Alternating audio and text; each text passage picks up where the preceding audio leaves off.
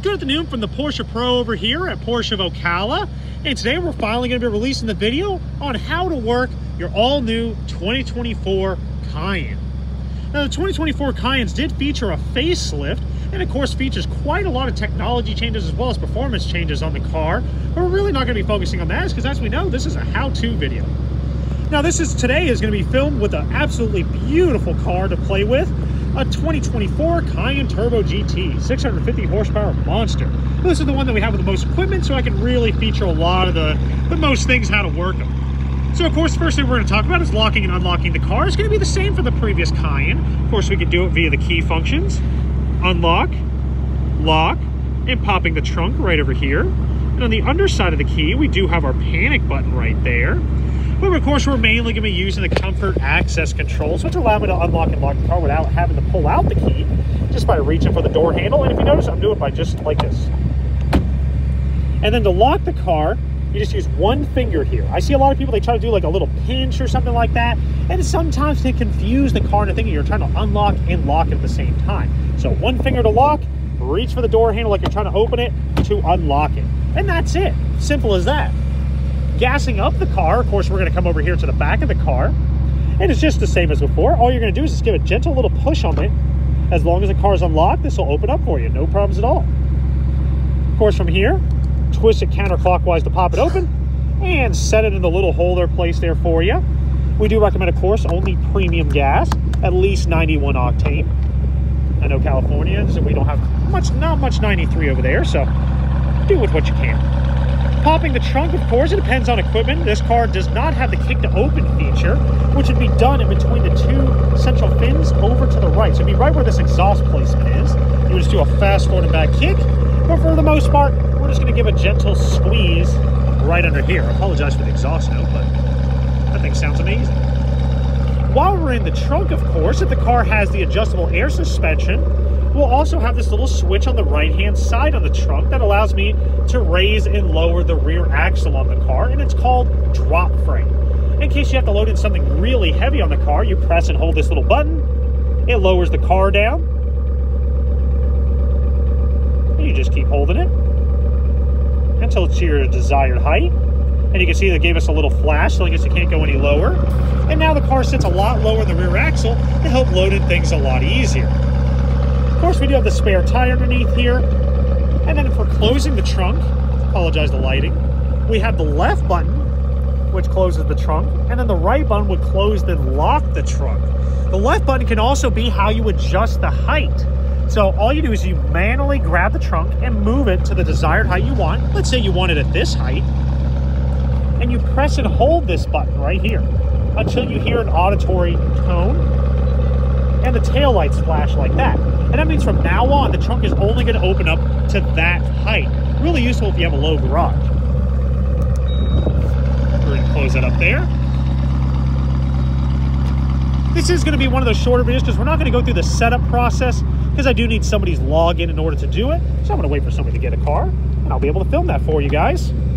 We come to the interior part of the car. And of course, the first thing I always recommend doing is setting up your seats. Now, your seats are going to be some form of variation to this. It just may be missing a few buttons there, but it's going to be very easy to operate. We have your forward back, like that. Height, pushing it directly in the middle, you can see.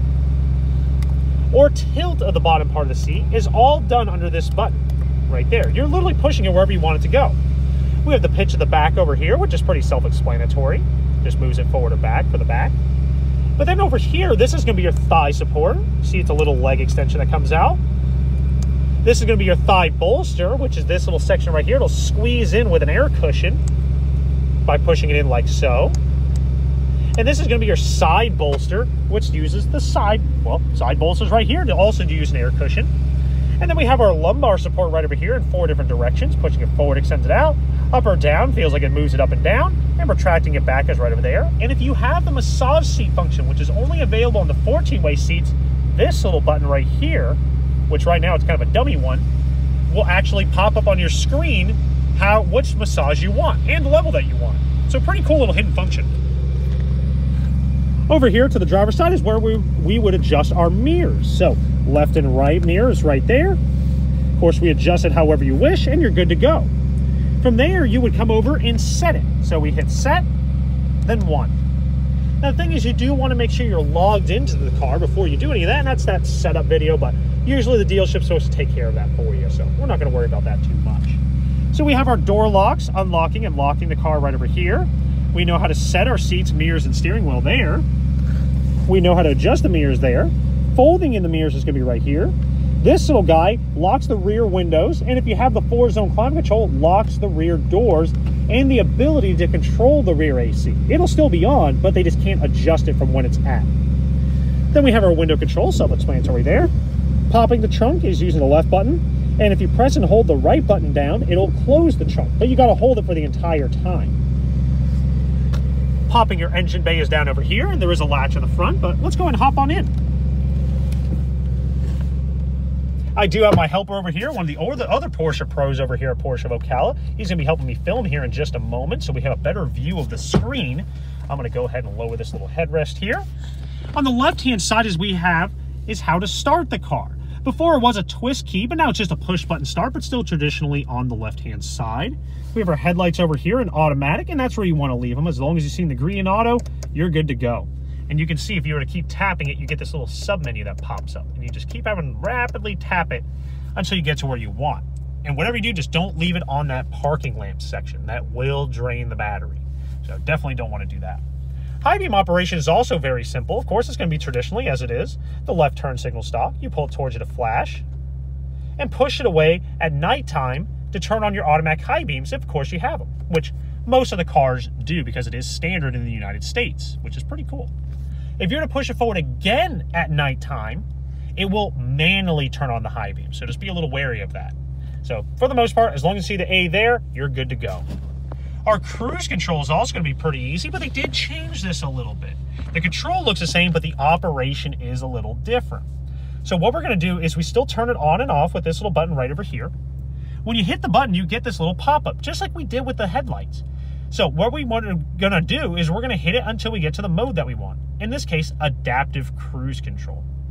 From there, there's a lot of other little settings, but we're just going to keep it pretty simple today. So as long as you're on adaptive cruise control, you'll have this little icon right over there. It looks like a little tachometer. Very simple, or a speedometer. You're going to drive yourself up to whatever speed you want it at, 75 miles an hour, 70 miles an hour, and you're going to push it up. As it tells you, it says set/speed up or down. So you can push it up or down to set the speed. It doesn't matter. And if you want to go faster, you push it up or all the way up for 5 miles an hour. So if you notice 1 mile an hour, 5 mile an hour, or down 1 mile an hour, or down 5 miles an hour. It's as simple as that. This little bugger right here, this little toggle switch that I can work from the front or back, is the follow distance to the car in front of you. The further away that little white line is, the further away you're going to follow the car in front of you. It does speed up and slow down based on cars in front of you. From there, we have this little hidden button, and that's going to be our lane keep assist, lane departure warning. If we see the little slash to it, it means the system is off. Some people like this feature, some people don't. It's entirely up to you. But all we do is we tap this little button to turn it on, and if we don't want it, we hold it to disable it. And there it goes. Simple as that. Now we get into some fun stuff. We're going to talk about the new digital display. And this is a pretty important section, and it can be a little confusing if you're not used to it. So what we're going to do, I'm resting my hand on the steering wheel to get a nice little prop before I hand this over to Brandon here in a minute. So I have this little control right over here. These three little guys. We have left, right, and center. This is how I adjust it chooses where I want to adjust things. This wheel is how I adjust it, and the back button is the kind of get out of jail free card. So right now, on this page, which is probably what you see when you get inside the car for the first time, you can't really adjust anything. If you try to hit the little button, nothing happens except it goes between the heads-up display. You can see the little highlight jumping between. And that's it. So what I got to do is I come down one. Whenever you see three tiles like this, I like to refer to them as tiles. So we have 1, 2, 3. I can now adjust between them. And you can see that. I could choose what I want on the left side since I'm on the left. I could choose what I want in the middle if I'm on the middle, but it will go to a different page if I change the middle one. And I could change over here maybe if I want to see my music. Or anything like that. Like right now I don't have any music going, so there's nothing to show.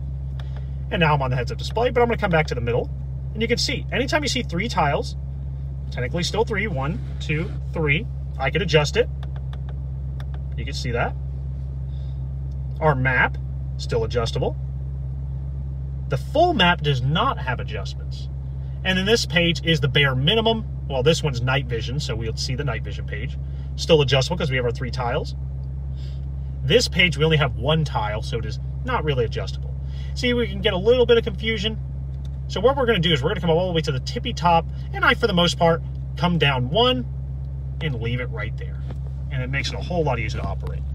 The heads-up display, pretty much for the most part, I don't really mess with much going on up there because for the most part, it's right where it needs to be. I usually just leave it right over here since we have our active cruise control on, and you can leave it there.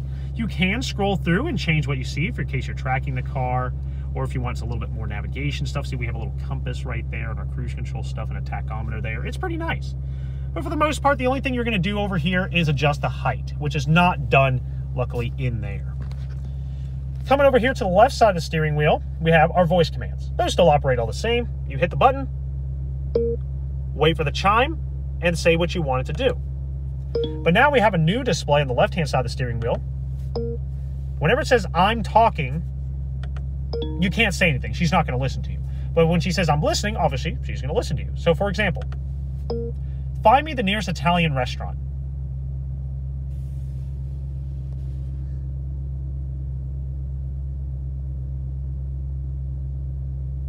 One moment, please. Your request is still being processed. And there Golden it is. Spoon Diner in Ocala. Would you like to start? And I'm canceling it just by hitting it again.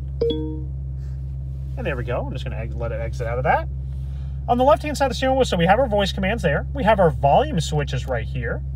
Next station and previous station. Technically this button is assignable to multiple different functions. Some people make it garage door buttons and stuff like that. For the most part, I just make it previous station. But it is customizable by pressing and holding, and you get a little pop-up on the screen, as you can see there. Pretty cool. From there, of course, we have our drive mode selector. Now, luckily, every Porsche Cayenne does come with a drive mode selector right over here, although yours might look slightly different. Depending on what package you have, if you have Sports Chrono, you are going to have more selections. So whenever you turn on the car, you're always going to be in normal mode. Of course, twisted off-road if you do plan on off-roading the mode, and you can actually choose, of course, what terrain you're going to be on the main screen. But for the most part, many people aren't going to be off-roading it. So we have normal, sport, throttle response sharpens up, exhaust gets a little louder, suspension stiffens up because PASM is now standard on all Cayennes. If it has air suspension, it will adjust the height of the car. It does quite a bit. And of course, Sport Plus, which is really balls to the wall. You're going to be driving around pretty fast. Thing to keep in mind, in normal mode, the car does shut off at a red light. Not really a way around that without doing some form of other change. So we can discuss that a little bit later, maybe make a video about that specifically. And then we also have our sport response button if the car has Sports Chrono, which puts the car essentially into crazy fast mode for about 20 seconds, and you can hit it any time to cancel it. Pretty neat. Windshield wipers luckily still operate all the same, so we just gently lift it up, 1 tick, to go into auto, and that's all you're really going to need. Pretty much my trick for this one is, because there's no light or indicator, you push it down all the way, as far down as you can without it feel like it's going to do anything bad. And you can see, okay, that means I'm off. So all I got to do is just go up 1. And I usually raise this up 1 as well, and I leave it there. That's an automatic. Leave it there for the rest of the car's life unless you're going through a car wash. That's it. We've already discussed these 3 little buttons on the right side of the steering wheel, and this one's pretty self-explanatory. It's how you answer and hang up phone calls. So that's about that there. Now we're going to talk about how to put the car into drive. Of course, any drive change, you need to have your foot in the brake, and it's done by doing this controller, which is now on the right side of your steering wheel. It's kind of off to the side on the dash there. And my trick for this one is, don't look at it. Just know where it is and look here. Right now you'll see park, and these little arrows are in between neutral and D/M. So that means if I want to go into reverse, I'm going to push it up because reverse is up from that point. So I'm going to flick this little guy up, and now I'm in reverse, and there's our cameras. Well, now that I'm in reverse and I want to go into drive, I need to push it all the way down. And that's it. And I'm noticing I'm saying all the way down, because if I would have just gently lifted up from here, I would go into neutral. And it turns it, if a normally 1-step process, into a 2-step. So I'm going to do 1 down, And you can see that there. Then I'm going to hit park by just hitting the P button. Simple as that. Putting the car into sport mode so it doesn't shut off. Pretty neat. From there, if you want to go into manual mode, I know not many people want to, but we are going to talk about it. You go into drive, and then what you're going to do is you're going to press and hold down the switch for about half a second, and you can see manual shift mode enabled. That means you have to use the paddles now. And I can pull it down again and go back into normal drive and back into park. Now we're almost done here with the buttons. We're coming to the overhead console. And the only thing that this one's missing, of course, because this has the carbon fiber roof, is we don't have the moonroof controls. But we do have our lighting controls over here, and they're pretty darn neat. I'm going to go ahead and hand the iPad over to Brandon here, and we're going to switch here in just a second. So now we're at the overhead console, and the lighting up here is pretty easy. So we have this one right over here, which turns on the whole overhead light, on or off. The rear, lo and behold, will turn on the rear lights. Simple enough. But if you want to turn on these little lights individually, all you do is touch them. You can see that there. And even with these, there's a little secret. If you hold it, you can see it progressively getting dimmer. So if you only want it to be that bright, that's all you do. Pretty cool. Then hopefully, this is the button that you never have to hit, but it is there for you. It is your SOS button.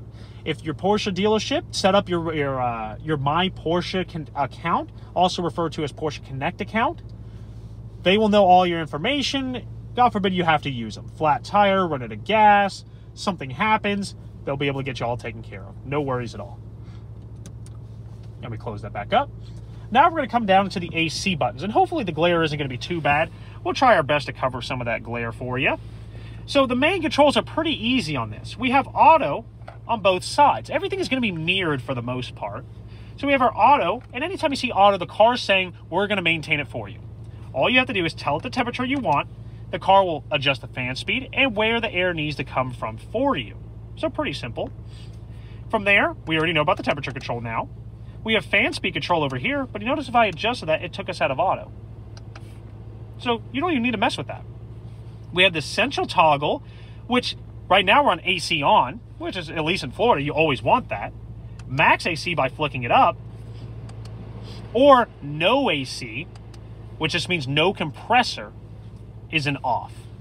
If you want to actually shut down the fans, you just hold them down until there's nothing.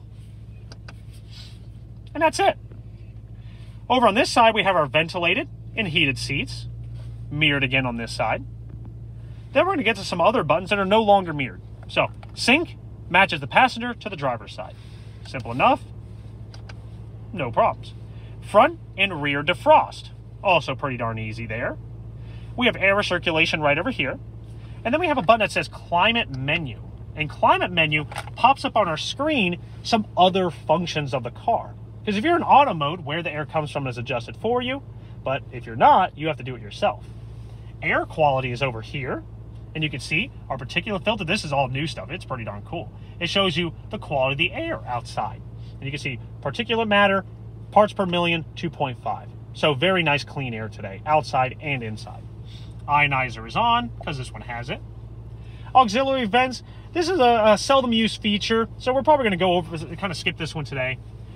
Rear allows us to control the rear function. So if you do have little ones in the back seat or dogs in the back seat, you don't want them to mess with anything, you've locked the rear windows, but you want to give them a little more air, you can come in here and adjust it for them. And that's it for the AC. So now we get into some minor other functions of the car. We do have a wireless phone charging tray that is a little bit dependent on what phone case you have. A little bit thinner ones will work just fine. Even some incorporate a little circle on the back to allow it to reach the case. You can see this little circle here and allow your phone to just be placed in there and start wirelessly charging it, no problems at all. And we get a little pop-up that says device being charged. They even put a little air vent in there to help keep it cool because wireless charging can heat up your phone pretty drastically. So that's a really nice feature to have. Go ahead and keep filming, Brandon. We're going to get the sun on our backs here so we don't have as much glare. Perfect. Now we're going to start going over the main screen of the car. This system is pretty darn easy to operate, especially if the car has been set up by your dealership, or, of course, we will be having a video for you, for the self-doers out there. The first thing you're going to want to do is come in the top right of the corner and make sure you see a name. preferably yours or, of course, your partner's name, whoever the account was set up under. Don't worry about changing the name or anything like that. It really isn't that important. As long as it's logged in, that's what we want to see. So we're going to start off with navigation. And the navigation can be operated from here or here. If you notice, if the symbols are the same, they do the same. So I can hit it here, and we're on navigation.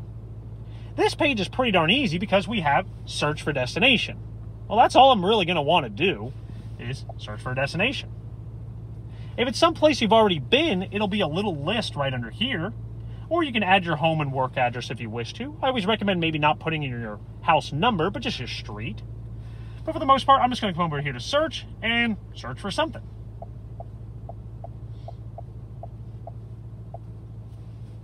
And you can see all of our suggestions are on the right-hand side. I want to go to this one. The route is being calculated. The destination is on a restricted access street. We are now on our way. It tells us we'll arrive by 3:51 p.m. It's 3.5 miles, but it will take 11 minutes. Now, I don't want it anymore. I want it to stop and not talk to me. I hit the little red button. Guys, that's as simple as navigation gets. That's it. From there, if I want to delete that recent destination, this is a sneaky one, you're going to swipe it off. Just wipe it off from right to left, and it's gone. Now we're going to talk about media. Probably the most complex page on the whole system, but it's still pretty darn easy. We're going to get rid of all this. This little line right over here is going to be a pretty good friend to you. Search is if you can't find a station. Play is what's currently playing. And list is the list of whatever source you're listening to. But the first thing we got to discuss is, what do we want to listen to? In this case, these can all be rearranged, but for now, we're just going to hit Sirius XM. Now, call 8447. I'm turning down the volume. Don't want some copyright strikes there, I guess. So now we're on Sirius XM. Simple enough. Okay, great. Well, I can go next station or previous station using the outer arrows.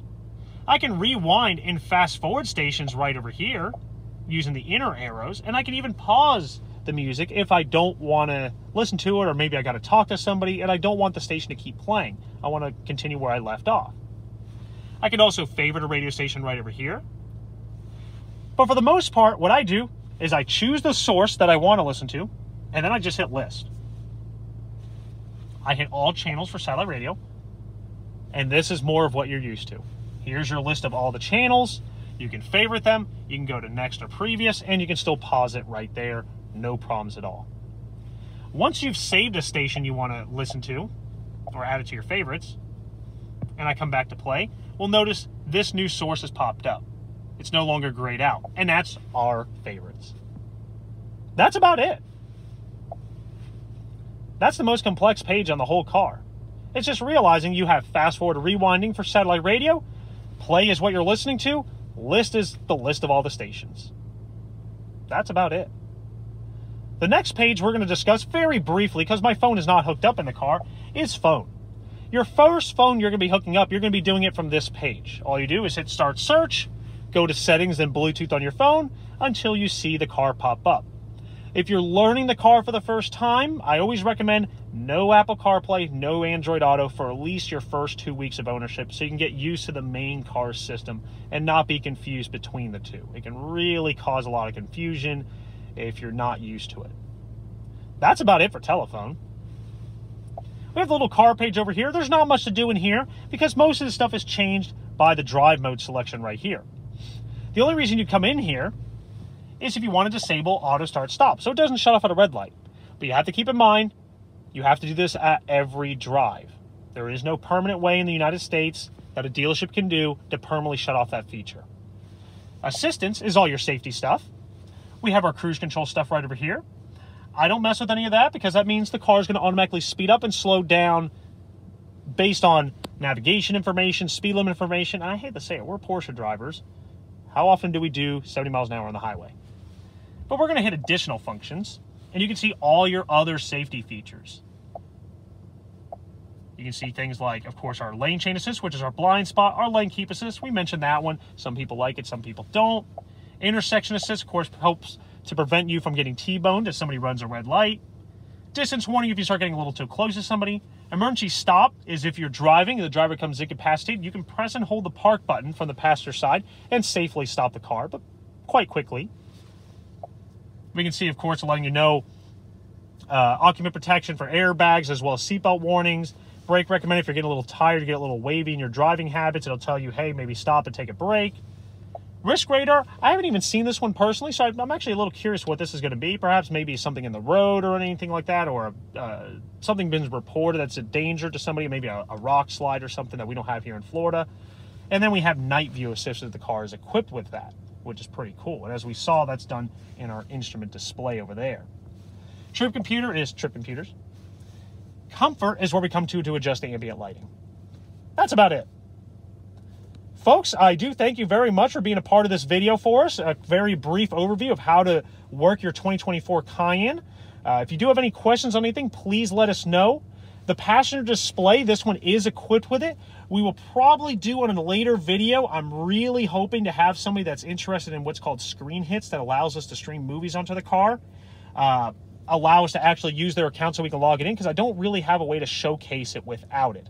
But the screen hits over here, the reason why we can't probably see the display is because it does have a protective film on it, so we can't see it from the driver's side. I'm gonna take this from Brandon and put it in the passenger seat so you can actually see what you see from the passenger seat. It's pretty wild, isn't it? But you can see it's a very similar layout to our main screen. But once again, everybody, I thank you for joining us. If you do have any questions about anything, please feel free to contact us or leave a question in the comments. Thank you very much, and hope you're having a great day. Take care. Bye.